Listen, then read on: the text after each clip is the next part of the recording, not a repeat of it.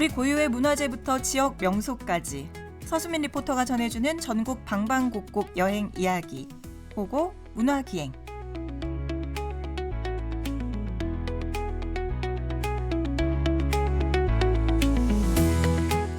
보고 문화기행 서수민 리포터와 함께합니다. 어서 오세요. 안녕하세요. 리포터 서수민입니다. 네, 오늘 어떤 곳 소개해 주실 건가요?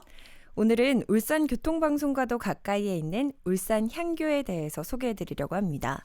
울산광역시 중구 명륜로 117에 위치하고 있고요. 1997년 10월 9일 울산광역시의 유형문화재 제7호로 지정됐습니다. 네, 성안 입구 바로 옆에 위치해 있는데 그럼 향교가 어떤 곳인지부터 자세히 알려주시죠.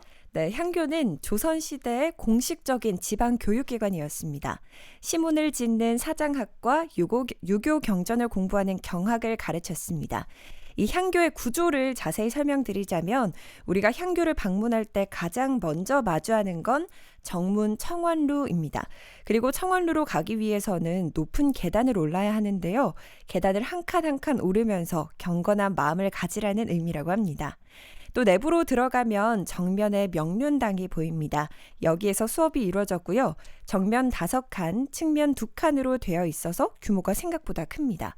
또 명륜당을 중심으로 좌우에는 동제와 서제가 있는데요. 여기에는 유생들의 기숙사였습니다. 지금으로 보자면 기숙사 학교와 같은 느낌이었네요. 맞습니다. 수업을 받는 공간과 기숙사가 정말 몇 발자국 거리라 그게 유생들이 좋아했을지 싫어했을지는 모르겠지만 하나 분명한 건 일어나서부터 잠들기 직전까지 공부에 매진할 수 있는 환경이라는 점입니다. 그리고 조선시대에도 현재와 비슷한 모습들이 있었는데요. 우선 두 기숙사 중 동제가 상급생, 서제가 하급생들이 생활했다고 합니다. 또 공립교육이었던 향교가 점차 사립교육기관인 서원의 발달과 함께 밀려났다고 해요. 양반들이 공립교육보다는 사립교육을 선택하면서 향교의 교육질 저하와 재정 축소 등으로 이어졌다고 합니다. 요즘도 사교육 의존도 때문에 고민이 많은데 조선시대에도 상황이 비슷했네요. 그러니까요. 그래도 서원이 등장하기 전까지는 향교는 지방 인재들이 모이는 공간이었는데요. 그러면서 자연스럽게 지방의 여론이 모아졌다고 합니다. 중앙에서도 지방의 의견이 궁금하다면 향교에서 나오는 이야기를 잘 살폈다고 합니다. 아무래도 지식인들의 모임이니까 영향력도 남달랐을 것 같고요. 그리고 이곳에 또 재래 공간으로도 활용이 됐다면서요? 네, 맞습니다. 명륜당 뒤쪽에 내문을 지나면요. 대성전과 동무, 서무가 있는데요. 이곳에서 유학을 가르쳤다고 말씀드렸잖아요. 네. 그래서 중국 유학의 대표적인 사상가 공자, 맹자는 물론 조선 유학자들의 위패를 모시고 있기도 합니다. 다만 제를 지내는 곳이라 현재 아무나 들어가서 구경할 수는 없고요. 대문부터 굳게 닫혀 있지만 담장 너머로 대성전의 모습은 볼 수 있다고 합니다. 그런데 향교가 처음부터 그 자리에 있었던 건 아니죠? 네, 창건 당시는 신학성 북쪽, 현재로 보자면 반구동 구교 마을에 세워졌는데요. 임진왜란 때 불에 탔습니다. 그 자리 그대로 다시 세워졌다가 1652년 지금의 장소로 옮겨 세웠다고 합니다.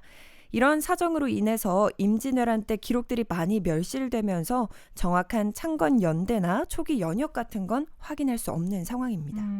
참 안타까운데 그래도 지금 세워져 있는 향교는 잘 보존되어 오고 있어서 다행이네요. 맞습니다. 이 각 건물이 전통 건축 양식을 잘 보여주고 있는데요. 그리고 건물만 잘 보존되고 있는 게 아니라 우리 전통 문화를 현재까지도 울산 시민분들에게 알려주는 역할도 담당하고 있습니다. 현재까지 향교에서 10가지의 사업을 진행하고 있는데요. 일반인 대상 유교 경전 및 기초 한문 교육, 규방 공예 및 다두 예절 등을 위한 전통 문화 예절 교실 운영 등 이런 것들이 있고요. 심지어 이곳에서 결혼도 할 수 있습니다. 그러면 전통 방식의 결혼식을 올리는 건가요? 맞습니다. 전통훈례 활성화에 힘쓰면서 우리 고유의 아름다운 전통문화 계승을 발전시키고자 하는 목적으로 그렇게 진행하고 있는데요. 특히 신랑 신부 혼례복과 신부 입장 시 사용하는 가마를 지원해 줍니다. 수시 예약제라 사전 방문이나 전화 상담 후 신청하실 수 있습니다. 전통훈례는 신랑 신부 또 그곳에 참석하는 하객들에게 모두 잊을 수 없는 그런 추억이 될 것 같아요. 맞습니다. 또 올해 9월에는 달빛 뜨는 풍류방이라고 해서 아이들이 체험할 수 있는 각종 프로그램을 운영하고 무대 공연까지 준비된 행사가 있었는데요. 향교는 조선시대부터 교육을 목적으로 탄생한 기관이라 그런지 현재는 다방면으로 시민들에게 전통 문화를 알리는 역할을 하고 있습니다. 그래서 저는 향교에 오시는 분들을 대상으로 궁금한 점이 생기더라고요. 어떻게 방문하게 되셨는지 또 어떤 걸 기대하고 오셨는지 여쭤봤는데요. 제가 향교 주변에서 만난 시민분들에게 여쭤봤습니다. 함께 듣고 오시죠. 알기로는 우리가 여기 지금 전에 작업하러 다니면서 그저 알았는 거지. 뭐 다른 이유는 몰라요. 그 안에는 저쪽에는 안 들어가 봤고 여기 올라가 봤죠. 안에 들어가 보니까는 요즘 며칠 전에는 회의로 한다고 보니 사람이 뭐 못 들어가기도 하고 그렇게 돼요. 그 전부터 향교가 옛날 조선시대 학교라는 얘기를 듣고, 근데 오늘 마침 저쪽 옆에 일이 있어서 왔다가 시간이 1시간 정도 비는 거예요.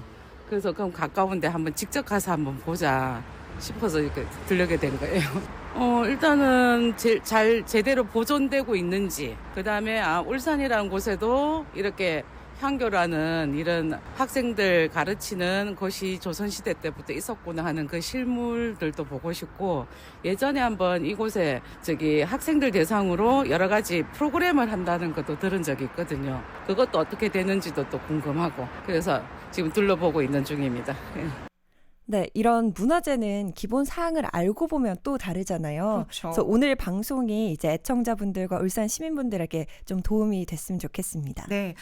그리고 울산 시민들이 특히 울산 향교를 찾게 되는 시즌이 또 있다고요? 네, 바로 여름인데요. 향교는 울산 시민분들에게 배롱나무꽃 명소로 유명합니다. 배롱나무는 삼복더위가 기승을 부릴 때쯤인 7월에서 9월 100여일 동안 꽃을 피우거든요. 100일 동안 붉은 빛을 유지하는 게 선비의 절개와 지조를 상징한다고 봤고요. 양반나무라고 불리면서 예로부터 선비들이나 유학자들이 서원이나 향교에 심었다고 합니다. 울산 향교에도 여름에 진분홍빛 꽃이 한가득 피면 이를 보러 오시는 시민분들이 계십니다. 네. 가까이에 이런 여름철 명소가 있을 줄은 몰랐는데 이 향교가 우리의 역사와 전통을 간직하고 있을 뿐만 아니라 여름에는 아주 예쁜 볼거리도 제공을 하고 있네요. 네, 맞습니다. 울산 향교는 조선시대에서부터 이어져 온 소중한 우리 문화재인데요. 깨끗하게 보존하는 것도 중요하지만 자주 찾아가는 게 문화재의 가치를 더욱 높이는 일이 아닐까 싶습니다. 아이들의 교육을 위해, 여름엔 배롱나무 꽃을 보기 위해, 또 바쁜 일상에서 벗어나 잠시 쉬어가기 위해 울산 향교를 방문해 보시면 좋을 것 같습니다. 네. 우리 문자로 서수민 리포터에게 많은 분들이 인사 남겨주셨는데 마지막으로 이렇게 또 인사 전하고 저희 마무리하죠. 네, 오늘은 근데 제가 나올 때 날씨가 그렇게 춥지 않더라고요. 그래도 일교차가 크니까 건강 잘 챙기셨으면 좋겠습니다. 네. 저희는 또 다음 시간에 함께 할게요. 고맙습니다. 네, 감사합니다. 이문세와 이적이 함께합니다. 조조할인. 아직도 생각나요. 그 아침 햇살 속에 수줍게 웃고 있는 그 모습이. 그 시절 그땐 그렇게 할 데가 없었는지 언제나 조조할인은 우리 차지였었죠.